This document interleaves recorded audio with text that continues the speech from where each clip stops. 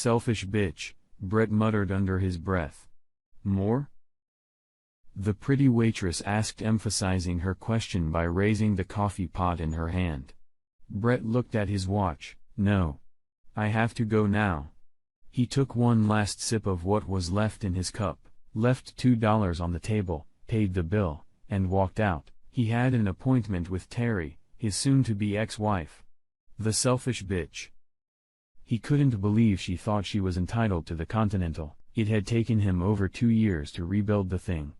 Oh, sure, she'd had a little help, but this car had belonged to him from the moment he'd seen it. It was his baby, his pride, and joy. And now she wanted to take it away from him. Selfish bitch. Pulling up to his former driveway, he was a little surprised to see that she hadn't put the house up for sale yet. They hadn't lived there long enough to have accumulated any real equity. Maybe 10 Oregon 15000, but neither of them wanted to continue living there, so they had decided to sell the house and split the profits. It was all very civilized. In fact, as far as divorces go, Brett and Terry had everything as civilized as it could ever be. Everything except the car, it was a 1960 Continental Mark V town car. Brett had seen it one day in the backyard of an old farmhouse while driving through Indiana. It was just like the one his dad had when he was a kid. He wasn't usually a fan of classic cars, but there was something special about this one. Brett stopped to talk to the farmer. He told the old gray-haired man in bib overalls that he'd be glad to get this old car off the property for free, but the farmer wasn't stupid. He knew damn well the car was worth several $1,000, even as it was. They haggled and finally came to a consensus, but before Brett could spend that kind of money, he'd have to talk to his wife. What do you know about restoring old cars? She asked. Nothing, but I can learn, he replied.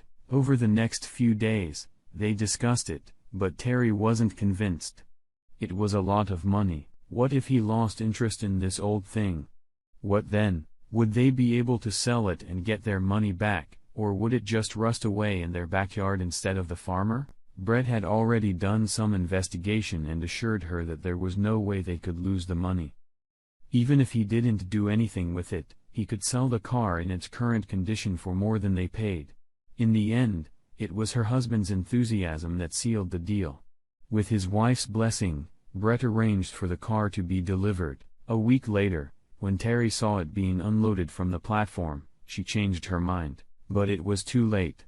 They were the proud owners of a rusty old pile of scrap metal. I know it doesn't look so good now, honey, but I'm going to bring it back to life. I'm going to make it young again, he said with a wide smile. Terry had always had faith in her husband. In her opinion, he couldn't do much if he didn't want to, so she decided right away that she would support and help him in any way she could. Of course, that was many years ago. Now the Continental was the proverbial line drawn in the sand of a failed marriage. Selfish bitch. He muttered to himself as he got out of the car and headed for home. He felt a little strange. This was the first time he'd been back since he'd left almost 5 months ago. He couldn't help but be a little saddened as he walked down the flat stone steps leading up to the porch. He and Terry had worked so hard to lay them just right. Oh, he knew divorce was the best decision for both of them. Terry felt the same way. Hell, it was the one thing they'd both agreed on for ages. Still, they'd had many wonderful years together. Brett was just raising his hand to knock when the front door opened. He had almost forgotten how beautiful she was. "Hi, Brett.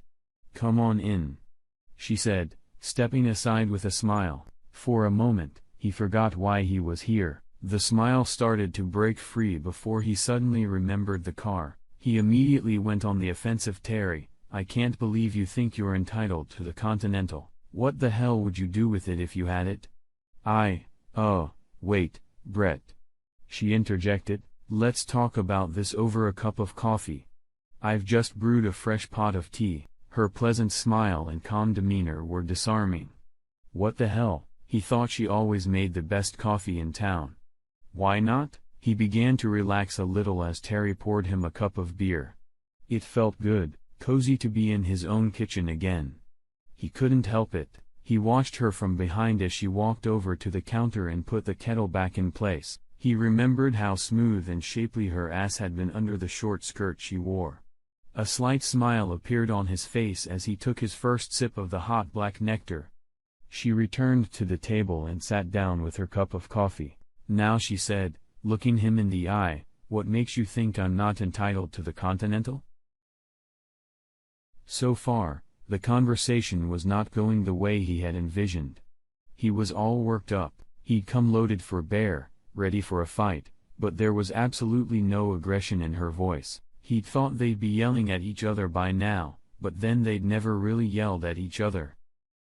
Even when they decided to divorce, the conversations had been polite and considerate, but she'd never talked about taking his car before. Brett studied the look on her face. She was always hard to understand, but it sounded like she was willing to negotiate. Maybe she would listen to the voice of reason. Maybe there wouldn't be a fight. He would just state his case logically. When he's done, she'll come to the only reasonable conclusion: the car belongs to him. "Terry, if you remember, I was the one who bought this car in the first place. I did all the work on it." Wait a minute," she interjected again. "The money for this car came out of our savings. I put as much money into this account as you did. I'd say we split the cost of the car, wouldn't you?" She was right. They both put the same amount of money in the savings account every month, and yet, he did all the work. "And what do you mean? He did all the work?" She continued. "Yes. You did most of the physical stuff, but who spent hour after hour after hour after hour on the computer, keeping track of all the details? That's got to mean something." Damn. He thought another point in her favor. This wasn't going at all the way he'd expected. She wasn't done yet either. "Sometimes I've even helped you with the car itself." "Not very often," he interjected, deciding he'd scored one for himself. "Maybe not. We both know I'm not a mechanic, and a lot of it was too demanding for me. I just didn't have the energy to help. But even then, I was there for you, giving you moral support." He had to admit that she really did. "How many times had I massaged your neck and shoulders when you got upset, or kissed your boo-boo when the wrench slipped?" Brett took another sip of coffee. He couldn't help but smile as his thoughts wandered back in time. God. Life had been so much fun back then. It seemed like all they did was laugh and have a good time together.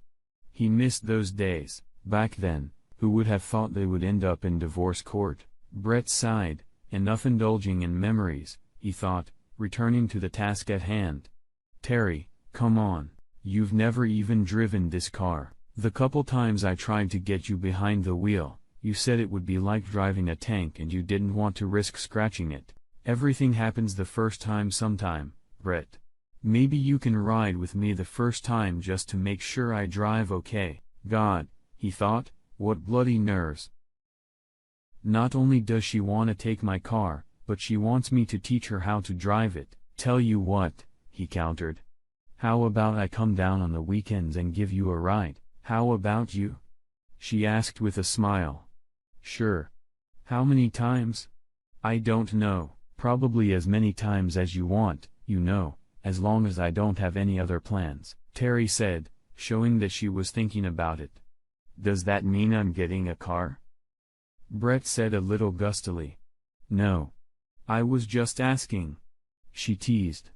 "Come on, Terry. Hell, if I'd known we were going to fight over this, I would put it in the property agreement and let the judge decide. I just thought it would be a mistaken conclusion and that I would keep the car. I never thought you would want to do that." "Wanna bring back bad memories?" "Bad memories?" she asked, looking a little puzzled. "Like what?" "Well, we did a lot of messing around in that car. Remember how we christened the back seat?" "You mean the one I looked for 3 months before I found one that wasn't all torn and worn out?" Damn, he thought. She's scoring points left and right. "Yes. That," he admitted. "Of course, I remember by then, he'd already driven. We drove up to the lake. You said you wanted to demonstrate how much room there was in the back." "There was there too," she said with a chuckle. "Hell, We fucked in almost every conceivable position, but it's certainly not a bad memory. What makes you think that? Well, I mean, because of the way you're treating me right now, I just think you probably wish none of this ever happened. Is that how you feel? You wish none of this had ever happened? Brett was surprised. He thought he could hear the sadness in her voice. A few months ago, when they had discussed divorce, there had been no sadness in her voice. She sounded like she couldn't wait to get rid of him. No, honestly, those were some of the happiest days of my life, but then I don't understand, Brett. Why should they be happy memories for you and not me? She asked. Well, I don't know. I guess it's because I know you treat me differently. Differently than I treat you, I mean. I know. Maybe we should talk about it before the divorce is final. How do you feel about me? Brett really didn't want to go into detail. He was embarrassed. He didn't want to admit that he still loved her, especially since he knew she no longer reciprocated him. Come on, Terry. I came to talk about the car. Let's not talk about that. Damn. She cursed to herself. He could be so frustrating sometimes. Great. Terry said, getting up to pour herself another cup of coffee. It's in my garage. You know what they say about possession being 9/10 of the law, she grinned. Damn it, Terry. You agreed to keep it here until I could find a place to store it. You know damn well, I can't just leave it in the parking lot outside my house. He was starting to get angry. She didn't want this. I know she gave in. That's not what I meant. It's just what? Brett was getting upset now. Is just what, Terry? I wanna know what you meant about my bad memories. Do you think I hate you? Brett sighed slightly. It didn't sound like he was going to avoid this conversation. I don't know. Maybe you don't hate me, but you've made it very clear that you don't love me anymore, so it goes without saying that you might think of those memories with regret. That's all. Well, I don't regret them. I don't regret anything about our time together. Should she have said that? She was trying to draw him out. She needed to know his true feelings, but to do that, it looked like she would have to commit to it first. She decided to go ahead and say it. I don't hate you either. In fact, the only thing I regret is the breakup. Brett couldn't believe his ears. Did she just say she regretted breaking up? What the hell? She was the one who said they were estranged, that they no longer had anything in common. Terry, you're the one who said it would be better if we divorce and went our separate ways. Remember? Yeah. I remember.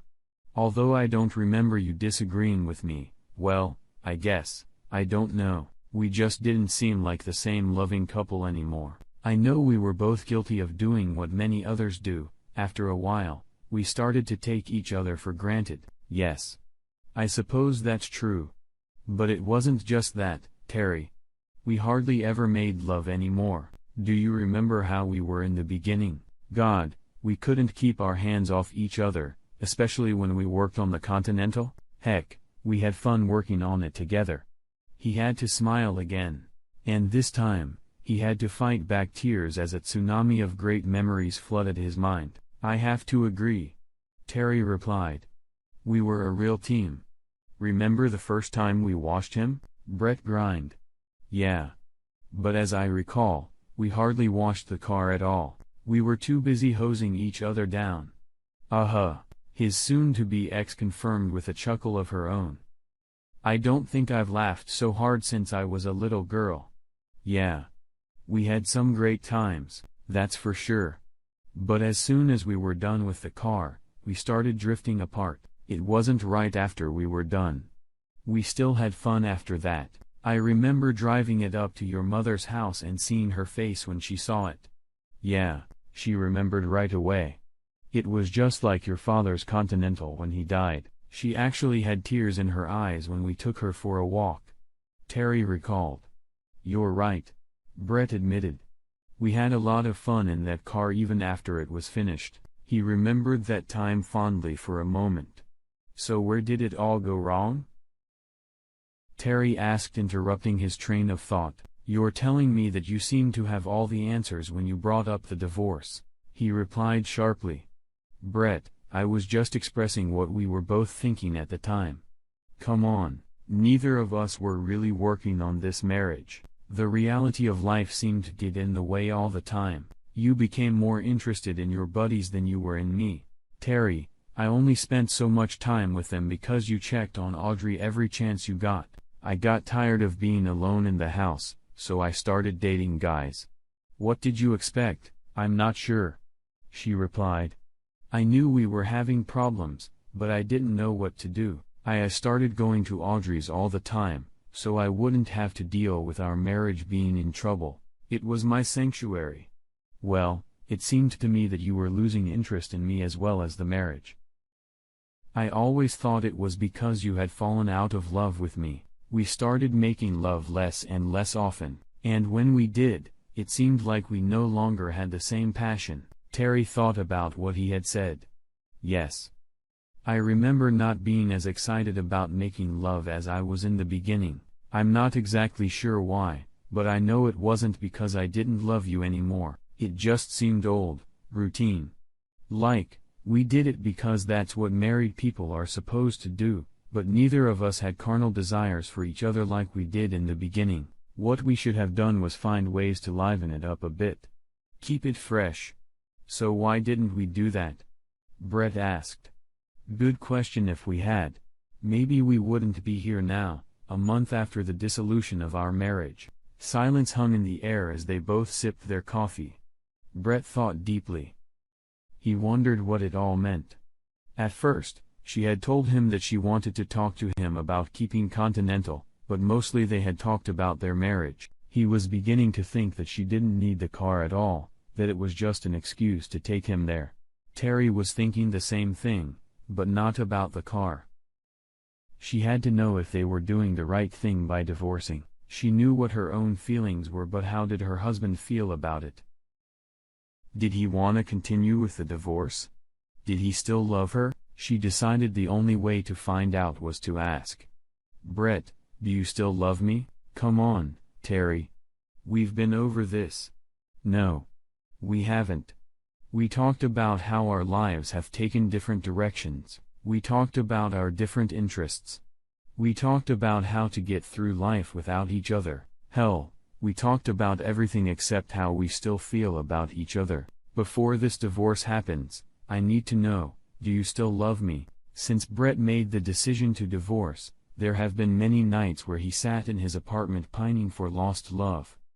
In a couple of years, he and Terry had gone from a loving married couple to two people living apart in the same house. They rarely quarreled, but there was no spark left.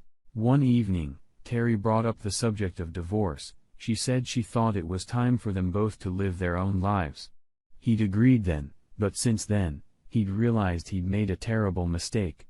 He missed her like hell. He still loved her, but it was too late. Soon, the divorce would be final. She'd already had a few dates that he knew of, maybe more. She had already moved on, so what should he do? Embarrass himself by admitting he still loved her? Would he really humiliate himself to give her such pleasure? Was this the price he had to pay to get his car? Heck, he'd always been honest with her before the divorce. Should he be any less honest with her now? Terry, I sometimes think that, well, that maybe we're making a mistake, but I know how you feel. Damn it, Brett, stop telling me how I feel. It's obvious from our conversation that you have no idea how I feel, she said firmly. Oh, really? Okay then. How you feel? I love you. Those words took his breath away. For the first time in a long time, his heart seemed to skip a beat. Do you love me? He repeated with a smile. Yes, Brett. I still love you. But you're dating. People say you're getting on with your life. You are. Who? What people? Have you been spying on me? No. Of course not. But well, people. People we both know, friends, you know, they told me you were dating, that you were already looking for someone new. They advised me to do the same. Terry sighed, frustrated with their friends. Why did people always have to meddle in the affairs of others? What was the purpose of her running to them with everything she did? Yes. I dated a little, Very little. I went on 3 dates with 3 different guys. She could see it in his face, a question she knew he wouldn't ask, but one that needed to be answered. No, Brett, I didn't sleep with any of them. I won't say I wasn't tempted because I was. I'm sure I don't need to tell you that 5 months is a long time, and to tell you the truth, before each date, I thought there was a good chance I'd bring them home, but she took another sip of coffee and lowered her head thoughtfully. She wanted to say her next statement so that it would mean something, so that he would know she was sincere. But by the end of each date, I didn't want to fuck any of them anymore. In fact, after the 3rd date, I realized that there was only one man I wanted in my bed. She looked into his eyes. It's you, Brett. You're the only man I want in my bed. Brett could hardly believe his ears. He had dreamed of them being together again, but he didn't really think it would ever happen. He was sure he had lost her forever. And then a thought hit him. Did she really mean she wanted to stay married, or was she offering me friends with benefits? He had to clarify. You mean you don't want to get divorced? A wide smile stretched across her face. I think we should sleep on it and talk more in the morning. What do you think? She was right about one thing. 5 months was a long time.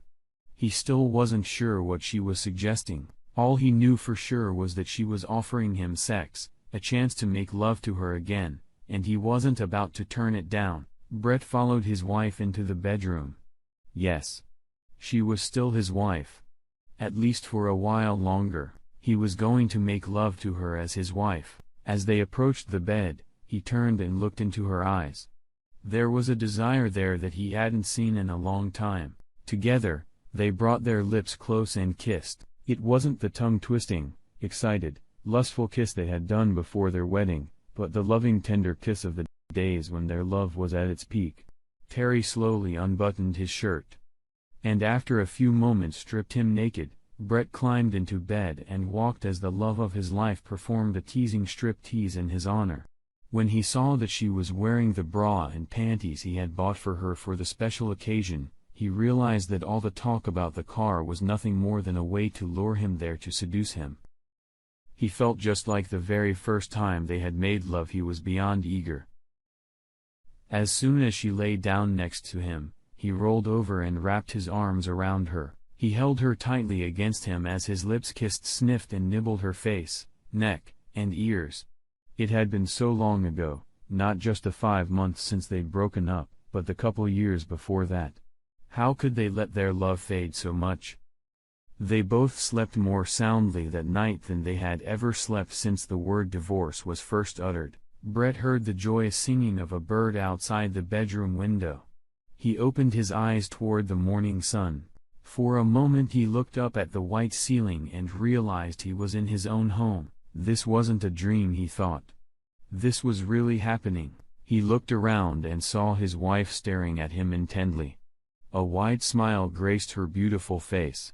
"Good morning, handsome," she whispered.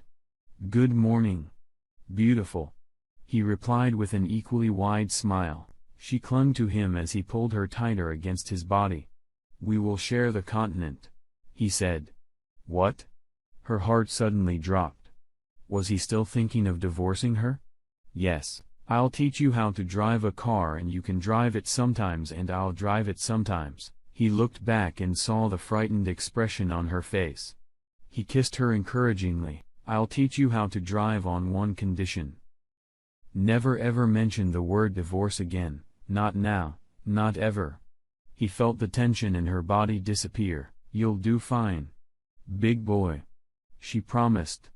"Okay, I'll call the lawyer first thing tomorrow and tell him it's off." Terry decided that a simple thank you was not the way to show her appreciation. Brett closed his eyes. He sank into ecstasy. She was using everything in her arsenal to give him the ultimate pleasure.